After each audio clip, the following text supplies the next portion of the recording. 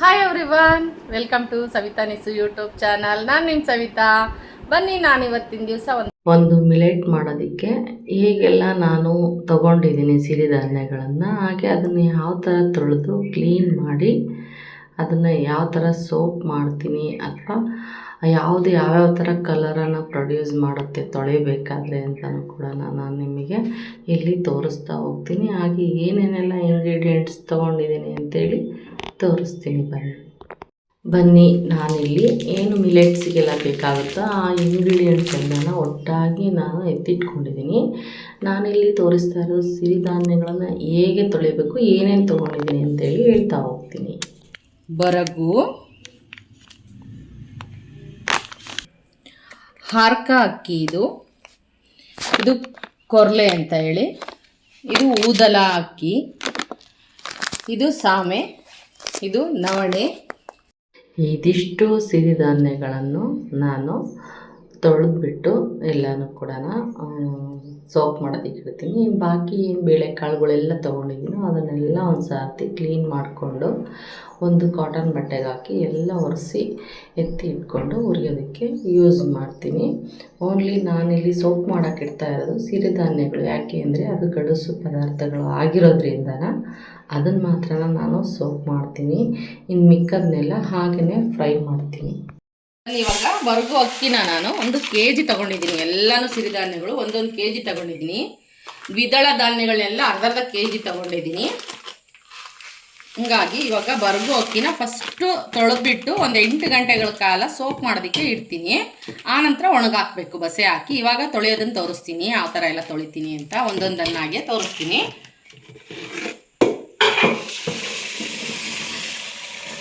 Colour ತೊಳಿತಾ ಒಂದೊಂದು ಸಿರಿಧಾನ್ಯದ್ದು ಒಂದೊಂದು colour ಆಗುತ್ತೆ. ಈ ಬರಗು ತೊಳಿಬೇಕಾದ್ರೆ ಏನಾಗುತ್ತೆ ಅಂದರೆ ಹಾಲು ಅಥವಾ ಅಕ್ಕಿ ತೊಳಿತೀವಲ್ಲ ನಾವು, ಈ ಏನು ನೆಲ್ಲಕ್ಕಿ ಅಂತ ಹೇಳ್ತೀವಲ್ಲ, ರೈಸ್ ಊಟ ಮಾಡೋ ಬಿಳಿ ರೈಸು, ಆ ಥರ ಅಕ್ಕಿ ತೊಳ್ದಂಗೆ ಆಗುತ್ತೆ. ಈ ಬರಗು ಅಕ್ಕಿನ 1-2 ಸರಿ ತೊಳೆದಾಗ ಹಾಲು ಥರ ಬರುತ್ತೆ. 1-2 ಸರಿ ನೀಟಾಗಿ ತೊಳ್ಕೊಂಡು ಇದನ್ನು ನೆನೆ ಹಾಕೋಣ. ಬೇರೆ ಪಾತ್ರೆಗೆ ಟ್ರಾನ್ಸ್ಫರ್ ಮಾಡಿ ನಾನು ನೆನೆ ಹಾಕ್ತೀನಿ. ಬೆಳಗ್ಗೆ ನಾನು ಒಣಗಾಕ್ತೀನಿ. ಅಷ್ಟನ್ನು ಸಪ್ರೇಟಾಗಿ ತೊಳಿಬೇಕು, ಸಪ್ರೇಟಾಗಿ ಒಣಗಿಸ್ಬೇಕು. ನೋಡಿ ಎಷ್ಟು ಕೊಳೆ ಇದೆ. ಯಾಕೆ ಅಂದರೆ ಅಂಗಡಿಗಳಲ್ಲಿ ಶೇಖರಣೆ ಮಾಡಿರ್ತಾರಲ್ಲ, ಯಾವ ಪ್ಯಾಕಿಂಗ್ ಆಗಿರುತ್ತೆ, ಯಾವಾಗ ಕ್ಲೀನ್ ಮಾಡಿರ್ತಾರೆ ಗೊತ್ತಿಲ್ಲ, ಯಾರು ಮುಟ್ಟಿರ್ತಾರೆ ಗೊತ್ತಿರಲ್ಲ. ಹಂಗಾಗಿ ಒಂದು ಸರ್ತಿ ಎಲ್ಲ ನೀಟಾಗಿ ತೊಳಿತೀನಿ. ಬನ್ನಿ, 2-3 ಸಾರಿ ತೊಳೆದ್ಮೇಲೆ ನೋಡಿ ಈ ಥರ ಬರುತ್ತೆ, ಕ್ಲೀನಾಗಿ ನೀರು ಬರುತ್ತೆ. ಇದನ್ನು ಇನ್ನೊಂದು ಪಾತ್ರೆಗೆ ಹಾಕಿ 8 ಗಂಟೆಗಳ ಕಾಲ ಎಲ್ಲವನ್ನು ತೊಳೆದ್ಬಿಟ್ಟು ನೆನೆಸಿ ಇಡೋಣ. ನವಣೆ ಇವಾಗ ಪ್ರತಿಯೊಂದರೂ ನಾನು ಯಾವ ಥರ ತೊಳೆದ್ನೋ ಅದೇ ಥರನೇ ತೊಳೆಯೋದು. ಅಂದರೆ ಕಲ್ಲರು ಯಾವ ಥರ ಚೇಂಜ್ ಆಗುತ್ತೆ ಒಂದೊಂದು ಅಕ್ಕಿ ತೊಳಿಬೇಕಾದ್ರೆ ಅನ್ನೋ ಉದ್ದೇಶಕ್ಕೋಸ್ಕರ ತೋರಿಸ್ತಾ ಇದ್ದೀನಿ. ನೋಡಿ ಇದರಲ್ಲಿ ಯಾವ ಥರ ಕಲ್ಲರು ಬಿಡ್ತಾ ಇದೆ ನೋಡ್ರಿ. ಹಳದಿ ಕಲರ್, ನವಣೆ ಹಳದಿ ಬರುತ್ತೆ ಕಲ್ಲರ್, ಸ್ವಲ್ಪ ಈ ಥರ ಹಳದಿ ಕಲರ್ ನೀರು ಬರುತ್ತೆ. 1-2 ಸರಿ ತೊಳೆಯೋ ತನಕನೂ ಬರುತ್ತೆ. 3ನೇ ಸರಿ ಕಮ್ಮಿ ಆಗುತ್ತೆ, ಅವಾಗ ಅದು ಕ್ಲೀನ್ ಆಗಿದೆ ಅಂತ. 1-2-3 ಸರಿ ತೊಳೆಯೋಣ.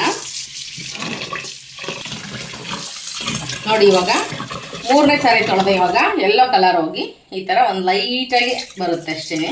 ಇದು ಸಾಕು, ಅತಿಯಾಗಿ ಉಜ್ಜಿ ತೊಳಿಬಾರ್ದು, ಅದರಲ್ಲಿರೋ ಅಂಥ ನಾರಿನ ಅಂಶ ಹೋಗುತ್ತೆ ಅಂತ ಹೇಳ್ತಾರೆ. ಒಂದು 3 ಸಾರಿ ತೊಳೆದ್ರೆ ಆಯಿತು ಕ್ಲೀನಾಗಿ. ಇದನ್ನು ಕೂಡ ಹಾಗೇನೆ ಒಂದು ಸ್ವಲ್ಪ ಸೋಪ್ ಮಾಡೋದಕ್ಕೆ ನೀರನ್ನು ಬಿಟ್ಟು ಬೇರೆ ಪಾತ್ರೆಗೆ ಟ್ರಾನ್ಸ್ಫರ್ ಮಾಡಿ ಇಡ್ತೀನಿ. ನಾವು ತೊಳಿಬೇಕಾದ್ರೆ ಇದು ಯಾಕೆಂದರೆ ಕಿರುಧಾನ್ಯಗಳು ಇವೆಲ್ಲನ ಕೈಗೆ ಸಿಗಲ್ಲ, ಹಂಗಾಗಿ ಒಂದು ಜರಡಿ ಸಹಾಯದಿಂದಲೇ ನೀರು ಬಸಿಬೇಕು. ಅಪ್ಪಿ ಹೋದರೂ ಈ ಜರಡಿ ಒಳಗೆ ಉಳ್ಕೊಳ್ತವೆ. ಇದ್ರ ಸಹಾಯದಿಂದಲೇ ನಾವು ತೊಳಿಬೇಕು. ಬನ್ನಿ, ಅದೇ ಥರನೇ ಸಾಮೆನೂ ಕೂಡ ಕ್ಲೀನ್ ಮಾಡೋಣ. ಇದು ಯಾವ ಥರ ನೀರು ಟ್ರಾನ್ಸ್ಫರ್ ಆಗುತ್ತೆ ನೋಡೋಣ.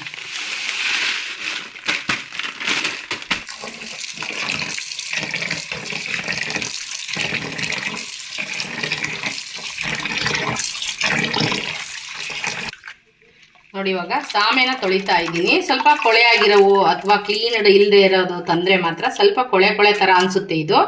ಇದು ಅಷ್ಟೊಂದು ಕೊಳೆನ ತೋರಿಸೋದಿಲ್ಲ. ಇದು ಒಂದು ನಾರ್ಮಲ್ ಆಗಿರುತ್ತೆ. ಒಂದು ಸ್ವಲ್ಪ ಏನು ಕೊಳೆ ನೀರು ಇರುತ್ತೋ ಫಸ್ಟ್ ಎಲ್ಲ ಅಕ್ಕಿ ತೊಳೆದಾಗ, ಬೇಳೆ ತೊಳೆದಾಗ ಬರುತ್ತಲ್ಲ, ಆ ಥರ ಬರುತ್ತೆ.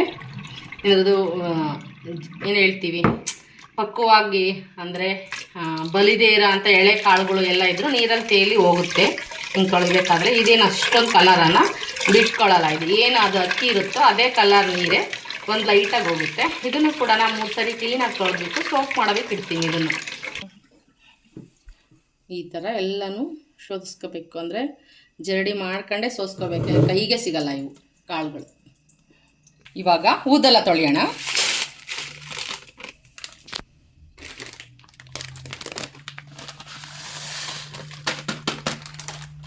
ಇಷ್ಟೊಂದು ಎಲ್ಲ ಯಾಕೆ ತೊಳಿತಾ ಇದ್ದೀನಿ ಅಂತ ಹೇಳಿದ್ರೆ, ನಾನು ಈ ಮಿಲೆಟ್ ಪೌಡರ್ನ ನನ್ನ ಕಸ್ಟಮರ್ಗಳು ಕೇಳೋರಿಗೆ ನಾನು ಮನೆಗೆ ಮಾಡ್ಕೊಳ್ಳೋದ್ರ ಜೊತೆಗೇ ಅವ್ರಿಗೂ ಕೂಡ ಮಾಡ್ತೀನಿ, ನಾನು ಕೂಡ ಯೂಸ್ ಮಾಡ್ತೀನಿ.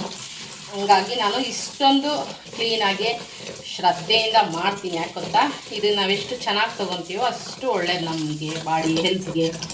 ಹಾಗಾಗಿ ನಾನು ಎಲ್ಲನೂ ಈ ಥರ ಕ್ಲೀನ್ ಮಾಡೇ ಶಿಷ್ಟೇ ಮಾಡ್ತಾಯಿರ್ತೀನಿ. ಎಲ್ಲ ಒಂದೊಂದು kg ಹಾಕಿ ಮಾಡ್ತಾಯಿರ್ತೀನಿ. ನೋಡಿ ಇದು ಯಾವ ಥರ ನೀರು ಬರುತ್ತೆ, ಈ ಥರ ಒಂದು ಥರ ನೀರು ಬರುತ್ತೆ ನೋಡಿ. ಇದು ಊದಲ ಅಕ್ಕಿದು ನೀರು, ಅದೇನು ಕಲರ್ ಇರುತ್ತೋ ಊದಲ ಅಕ್ಕಿ ಅದೇ ಕಲರು ಬರುತ್ತೆ ಇದು ನೀರು, ಕೊಳೆ ನೀರು. ನೋಡಿರಿ, ನೋಡ್ತಾ ಇರ್ಬೋದಲ್ವಾ. ಇದನ್ನು ಕೂಡ 3 ಸಾರ್ತಿ ತೊಳೆದು ಇದನ್ನು ಕೂಡ ಸೋಪ್ ಮಾಡೋದಕ್ಕೆ ಇಡ್ತೀನಿ 8 ಗಂಟೆಗಳ ಕಾಲ.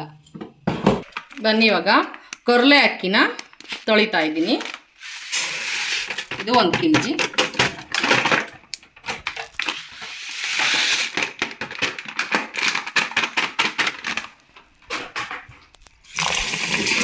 ಇದೆಲ್ಲ ನೋಡೋದಕ್ಕೆ ಒಂದೇ ಥರ ಇದೆ. ಕನ್ಫ್ಯೂಸ್ ಆಗುತ್ತೆ, ಕಲರ್ ಮೇಲೂ ಡಿಪೆಂಡ್ ಆಗಿರುತ್ತೆ. ಕೆಲವೊಂದು ಒಂದೇ ಕಲರ್, ಕೊರ್ಲೆ ಮತ್ತು ನವಣೆ ಸಿಮಿಲರ್ ಆಗಿರುತ್ತೆ, ಒಂದೇ ಥರ ಇರುತ್ತೆ. ಅದೊಂದು ಸ್ವಲ್ಪ ದಪ್ಪ ಬರುತ್ತೆ ಇದಕ್ಕಿಂತ. ಇದರಲ್ಲಿ ತಟಸ್ಥ ಸಿರಿಧಾನ್ಯಗಳು ಮತ್ತು ಅಂತ ಹೇಳೋ ಅಂಥ ವಸ್ತುಗಳು ಇದ್ದಾವೆ. ತಟಸ್ಥ ಅಂತ ಹೇಳಿದರೆ ನಮಗೆ ವೈದ್ಯಕೀಯ ಚಿಕಿತ್ಸೆ ಏನೂ ಸಿಗಲ್ಲ ಅದರಿಂದನ.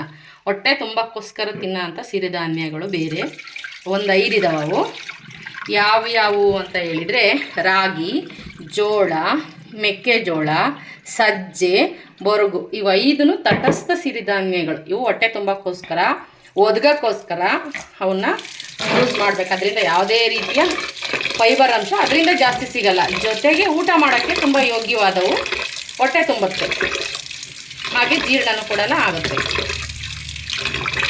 ನೋಡ, ನೀವು ತೋರಿಸ್ಲೇ ಇಲ್ಲ ಅಲ್ವಾ, ರಾಗಿಯಿಂದ ತುಂಬ ಪ್ರೋಟೀನ್ ಸಿಗುತ್ತೆ, ಅದರಲ್ಲಿ ಫೈಬರ್ ಅಂಶ ಕಮ್ಮಿನೇ. ಇದರಲ್ಲಿ ಸಿಗೋವಷ್ಟು ಸಿರಿಧಾನ್ಯಗಳು ಈ ನವಣೆ, ಸಾವೆ, ಕೊರ್ಲು, ಊದ್ಲ ಅದರಲ್ಲಿ ಸಿಗೋವಷ್ಟು ನಮಗೆ ಅಂಶಗಳು ರಾಗಿಯಲ್ಲಿ ಭಾಳ ಕಮ್ಮಿ. ಆದರೂ ಅದು ಹೊಟ್ಟೆ ತುಂಬಕ್ಕೋಸ್ಕರ, ಅದರಿಂದ ಯಾವುದೇ ರೋಗನೂ ಬರಲ್ಲ, ರೋಗನೂ ಹೋಗಲ್ಲ. ಆದರೆ ಹೊಟ್ಟೆ ತುಂಬ ಅಂತ ಆಹಾರ ಅದೆಲ್ಲನ ಅಂತ ಹೇಳ್ತಾರೆ ಈ ಸಿರಿಧಾನ್ಯಗಳಲ್ಲಿ. ನೋಡಿ, ಇಷ್ಟು ಫಸ್ಟ್ನೇ ಸರಿ ತೋರಿಸ್ಬೇಕಾಯ್ತು ನಾನು. ಇದು ಲೈಟಾಗಿ ಎಲ್ಲೋ ಬರುತ್ತೆ ನೀರು. ಇದು 2ನೇ ಸಾರಿ ಬಸಿತಾ ಇರೋಂಥ ನೀರಿದು. ಇನ್ನೊಂದು ಸರಿ ತೊಳೆದ್ಬಿಟ್ಟು ಇದನ್ನು ಕೂಡ ಸೋಪ್ ಮಾಡೋದಕ್ಕೆ ಇಡ್ತೀನಿ. ಇದು ಕೊಡೋ ಮಿಲೆಟ್ಸ್ ಅಂತಾರೆ ಇಂಗ್ಲೀಷಲ್ಲಿ. ಇದಕ್ಕೆ ಆರ್ಕ ಅಕ್ಕಿ ಅಂತ ಹೇಳ್ತೀವಿ ನಾವು. ಈಗ ಅದನ್ನು ಕೂಡ ಲಾಸ್ಟ್ ಸಿರಿಧಾನ್ಯ ಇದು ನಾನು ಬಳಸೋದ್ರಲ್ಲಿ 6 ಥರ ಸಿರಿಧಾನ್ಯ ನಾನು ಬಳಸಿದ್ದೀನಿ. ಇಲ್ಲ ಅಂದರೆ ಒಂದೊಂದು ಸಾರಿ 5 ಸಿರಿಧಾನ್ಯ ಬಳಸ್ತೀನಿ, ಒಂದೊಂದು ಸರಿ 6. ಈ ಸರಿ 6 ಥರದ ಸಿರಿಧಾನ್ಯನ ಬಳಸಿದ್ದೀನಿ ನಾನಿಲ್ಲಿ. ಇದೊಂದು ತೊಳೆದು ಇಷ್ಟು ಸೋಪ್ ಮಾಡೋವಿ. ಇದ್ದಿದ್ದನ್ನೆಲ್ಲನೂ ಕೂಡ ಕ್ಲೀನ್ ಮಾಡ್ಕೊಂಡು ಬಟ್ಟೆಯಲ್ಲೆಲ್ಲ ಒರೆಸ್ಕೊಂಡು ಕಾಳು ಬೇಳೆಗಳನ್ನೆಲ್ಲ ಚೆನ್ನಾಗಿ ಉಟ್ಕೋಬೇಕು. ಆ ಥರ ಉರಿಬೇಕಾದ್ರೂ ತೋರಿಸ್ತೀನಿ, ಆ ಥರ ಉರಿತೀನಿ ನಾನು. ನೋಡಿ, ಇದು ಆರ್ಕ ತೊಳಿಬೇಕಾದ್ರೆ ಯಾವ ಥರ, ಇದೊಂದೇ ತುಂಬ ವಿಶೇಷವಾದ ಕಲರ್ ಬಿಡೋದು. ಬರುಗು ಬಿಳಿ ಥರ ಬಿಡುತ್ತೆ, ನವಣೆ ಹಳದಿ ಬಿಡುತ್ತೆ. ಇನ್ನಿದ್ದವೆಲ್ಲ ಅದರದೇ ಕಲರ್ ಆದಂಥ ಸ್ವಲ್ಪ ಲೈಟಾಗಿ ಕಲರ್ ತೊಳಿಬೇಕಾದ್ರೆ ಬಿಡ್ತವೆ. ನೋಡಿ, ಇದು ಆರ್ಕ ಗೋಮೂತ್ರ ಇರುತ್ತಲ್ಲ, ಇನ್ನೂ ಸ್ವಲ್ಪ ಡಸ್ಟಾಗಿರೋ ಅಂಥ ಸಿರಿಧಾನ್ಯ ಸಿಗುತ್ತೆ ಆರ್ಕ. ಅದರಲ್ಲಂತೂ ಫುಲ್ಲು ನಸಿ ಕಲರ್, ಮರೂನ್ ಕಲರ್ ನೀರು ಬರುತ್ತೆ. ಈ ಥರ ಗೋಮೂತ್ರದ ಥರ ನೀರು ಕಲರ್ ಇದು ಬಿಡುತ್ತೆ. ಇದು ಎಷ್ಟು ಸಾರಿ ತೊಳೆದ್ರೂ ಇದೇ ಕಲರೇ ಬಿಡುತ್ತಿದ್ದು. ಹಾಗಾಗಿ ನಾವು ಕಲರ್ ಐತೆ ಕೊಳೆ ಇದು ಅಂತ ಅನ್ಕೋಬಾರ್ದು. ಒಂದು 2 ಸರಿ 3 ಸರಿ ನಾರ್ಮಲಾಗಿ ತೊಳೆದು ನೆನೆ ಹಾಕಿ ಒಣಗಾಕ್ಬಿಡ್ಬೇಕು. ತೊಳೆದಂಗೂ ಕಲರ್ ಬಿಡುತ್ತೆ ಇದು. ಏನಕ್ಕಂಗೆ ಅದು ಅದ್ರ ವಿಶೇಷತೆ ಗುಣ. ಅತಿಯಾಗಿ ತೊಳೆದ್ರೆ ನಾರಿನಂಶ ಹೋಗ್ಬಿಡುತ್ತೆ. ನೋಡಿ, ಈಗ ತೊಳೆದ್ರೂ ಇದೇ ಕಲರೇ ಬಿಡುತ್ತೆ, ಗೋಮೂತ್ರದ ಕಲರ್ ಬಿಡುತ್ತೆ ಇದು.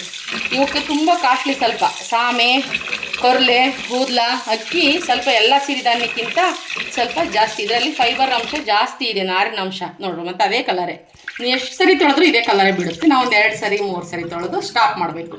ಅತಿಯಾಗಿ ಉಜ್ಜಿ ತೊಳಿಬಾರ್ದು, ಇದರಲ್ಲಿರೋ ಅಂಶ ಎಲ್ಲ ಹೋಗ್ಬಿಡುತ್ತೆ ನೀರುಗುಂಟೆ. ಇದನ್ನು ಕೂಡ 2 ಸರಿ ಆಯಿತು. ಇನ್ನೊಂದು ಸರಿ ತೊಳೆದು ನೆನೆ ಇಡ್ತೀನಿ 8 ಗಂಟೆ. ಇದನ್ನೆಲ್ಲನೂ ಬಸೆ ಹಾಕಿ ಇವಾಗ ನೆನೆ ಇಡ್ತೀನ. ಬೆಳಗ್ಗೆ ಟಿಫನ್ ಆದ ನಂತರ ನಾನು ಕೆಲಸ ಮುಗಿದ್ಮೇಲೆ ಎಲ್ಲ ಬಸೆ ಹಾಕ್ಬಿಟ್ಟು ಒಂದು ಸರ್ತಿ ತೆಳ್ಳಗೆಲ್ಗ ಒಣಗಾಕ್ತೀನಿ, ಅದನ್ನು ತೋರಿಸ್ತೀನಿ ಯಾವ ಥರ ನಾನು ಒಣಗಿಸಿ ಇದನ್ನು ನಾನು ಮಾಲ್ಟಿಗೆಲ್ಲ ಪ್ರಿಪೇರ್ ಮಾಡ್ತೀನಿ ಅಂತ. ಇದೆಲ್ಲ ಪಳಗ್ಸೋ ಅಂತ ಕ್ರಿಯೆನ ನಾನು ನಿಮಗೆ ತೋರಿಸ್ತಾ ಇದ್ದೀನಿ. ಸುಮ್ಮನೆ ಮಾಲ್ಟ್ ಪೌಡ್ರ್ ಮಾಡೋದಲ್ಲ, ಎಲ್ಲನೂ ಹುರಿದು ತಂದ ತಕ್ಷಣ ಅಂಗಡಿಯಿಂದನ ಈ ಥರ ಪಳಗಿಸಿದ್ರೆ ಮಾತ್ರನೇ ಅದಕ್ಕೊಂದು ಅರ್ಥ ಇರುತ್ತೆ. ಇವೆಲ್ಲನೂ ಸ್ವಲ್ಪ ತುಂಬ ಗಡ್ಸಾದಂಥ ಪದಾರ್ಥಗಳು ಇವೆಲ್ಲ ಪಳಗ್ಸೋ ಅಂಥ ಕ್ರಿಯೆ. ಇದನ್ನು ಈ ಥರ ಎಲ್ಲ ಮಾಡಿ ನಾನು ಮಾಲ್ಟ್ ಪೌಡ್ರನ್ನ ಮಾಡ್ತೀನಿ. ನನಗೆ ಕಸ್ಟಮರ್ಸ್ಗಳು ಇದ್ದಾರೆ ತುಂಬ, ಅವ್ರಿಗೂ ಕೂಡ ಇದ್ದೇ ಪೌಡ್ರಲ್ಲೇ ನಾನು 1/4 kg 200 ಗ್ರಾಮು ಈ ಥರ ಪ್ಯಾಕಿಂಗ್ ಎಲ್ಲ ಮಾಡಿ ನಾನು ಕೊಡ್ತೀನಿ. ಕೆಲವರು 1 kg, ಅರ್ಧ kg, 2 kg ಹಂಗೆಲ್ಲ ತಗೊತಾ ಇರ್ತಾರೆ. ಹಾಗಾಗಿ ಶುದ್ಧವಾಗಿರೋದನ್ನೇ ಕೊಡಬೇಕು ಎಲ್ರಿಗೂ. ಸಿರಿಧಾನ್ಯ ಎಲ್ಲರೂ ಯೂಸ್ ಮಾಡೋದು ಕಲ್ತ್ಕೊಳ್ಳಿ ಅನ್ನೋದು ಒಂದು ನನಗೆ ತುಂಬ ಇಷ್ಟವಾದ ಕಾನ್ಸೆಪ್ಟ್. ಅದು ಎಲ್ಲರೂ ಇಷ್ಟಪಟ್ಟು ಊಟ ಮಾಡೋದು ಅಭ್ಯಾಸ ಮಾಡಲಿ ಅಂತ. ನೋಡ್ತಾ ಇರ್ಬೋದು ನೀವು, ನೋಡಿ ಈ ದಿನದಲ್ಲಿ, ಅದರಲ್ಲೂ ಈ ಮಳೆಗಾಲದಲ್ಲಿ ಒಣಗಿಸೋದು ತುಂಬಾ ಕಷ್ಟ. ಬಿಸಿಲು ಬರುತ್ತೆ ಹೋಗುತ್ತೆ, ಪದೇ ಪದೇ ಹಾಕೋದು ತೆಗಿಯೋದು ಇರುತ್ತೆ. ಈ ರೀತಿಯಾಗಿ ನಾನು ಒಣಗಿಸ್ತಾ ಇರ್ತೀನಿ ಯಾವಾಗಲೂ ಸಿರಿಧಾನ್ಯವನ್ನು. ಹಾಗೆ ನೋಡಿ, ನಿಮಗೆ ನಾನು ಮಾಡಿರೋ ವಿಡಿಯೋ ಇಷ್ಟ ಆಗಿದ್ದರೆ ಒಂದು ಲೈಕ್ ಮಾಡಿ, ಶೇರ್ ಮಾಡಿ, ಕಮೆಂಟ್ ಮಾಡಿ, ಹಾಗೆ ಸಬ್ಸ್ಕ್ರೈಬ್ ಮಾಡ್ಕೊಳ್ಳಿ. ಈ ರೀತಿಯಾಗಿ ನಾನು ಸಿರಿಧಾನ್ಯಗಳನ್ನು ಪಳಗಿಸೋದು ಅಂತಾರೆ ಇದನ್ನು. ಇಷ್ಟು ಹೇಳ್ತಾ ನನ್ನ ವಿಡಿಯೋನ ಮುಗಿಸ್ತಾ ಇದ್ದೀನಿ. ಬಾಯ್, ಮತ್ತೆ ಸಿಗೋಣ.